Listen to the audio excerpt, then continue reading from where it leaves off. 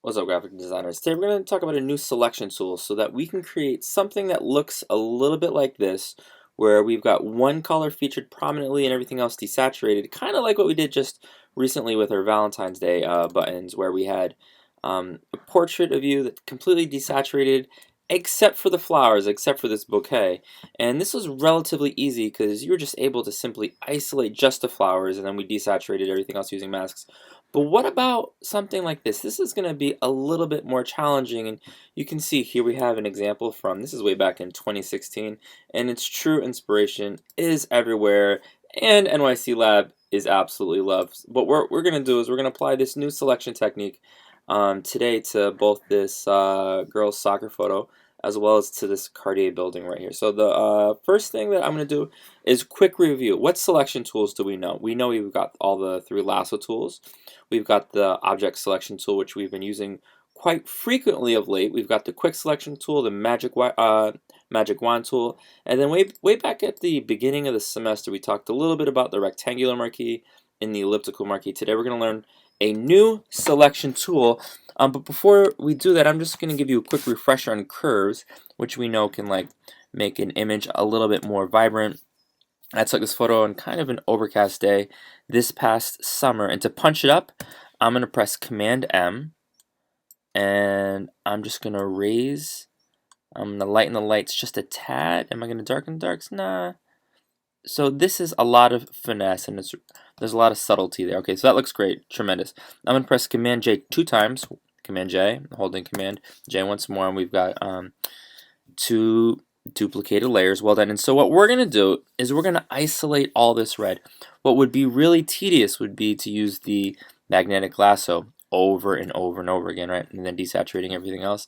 No, that's way too much work. Instead, what we're going to do is we're going to use color range. To do that, we're going to click select at the top. We're going to do color range. All right. And what I know is if I click on the yellow of this taxi, for example, I see that we've got this like preview window right here, and I can see that all the taxi is being highlighted, and I can see there all of a sudden, actually, I'll hide the two previous layers underneath layers, and I'm going to add a layer mask, and we can see that all we've got is the yellow of that taxi cab. That's not what we're looking for, right? Instead, what we're looking for is the red of these awnings. So let's try that one more time. I'm going to press select. I'm going to click color range, and then what I'm going to do is I'm just simply going to click this awning once. I'm going to press OK, and then I can see that we've got some selections right here, and then just like before, I'm going to actually hide those layers underneath. I'm going to add a layer mask, and here I see we've got some of the awnings, right? Not all of them, and the awnings that we do have are a little bit faded. In fact, there's transparency right there in that awning. So what are we going to do? Well, I'll tell you right now. Let's delete that layer mask. So last time, we're going to click select. We're going to click color range. And here, instead of just clicking the awning once, we're going to hold shift. And I'm holding down shift, and I'm actually holding down the left mouse button. And what I'm doing is I'm trying to capture lots of this red, not just the awnings, but I'm going to try to get this deep red of this flag. We've got France. We've got the good old United States. I'm getting this awning up here where we've got lots of light. And you know what I'm going to do? Again, I'm holding shift and I'm left clicking and dragging. I'm going to simply press OK. And I think that looks relatively decent. In addition to the awnings and the flags, I got the red from this dude's shirt. We've got, it looks like this no standing parking sign. I'm going to add a layer mask. All right. And I'm going to hide the layers underneath. And yeah, you know what? You guys, that looks pretty cool. That actually looks really cool. So I'm going to return to the layer underneath. I'm going to add it. I'm going to jump down a layer. I'm going to press Command-Shift-U. Wow, that looks kind of amazing. I'm going to press Command 0 to zoom out just a tad. I'm going to press Command L and maybe lighten the lights just a tad. If you look, this is way too much, right? This is insane. So we want to dial it down just a tad. I'm going to adjust the midtones so it pops. And I'm actually going to return to the layer mask layer, the red awnings layer. And let's see, we can sort of adjust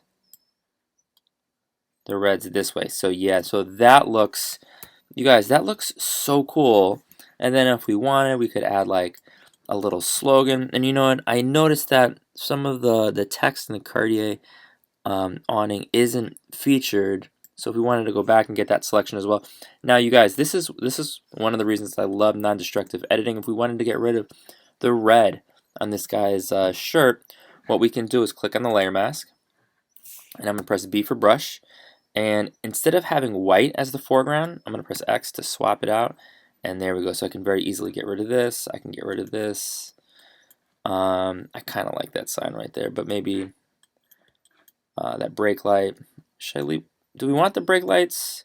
You guys get to choose if you want the brake lights on those vehicles. All right, so that's one. Let's do this one last time, super quickly. I'm gonna press Command J, Command J.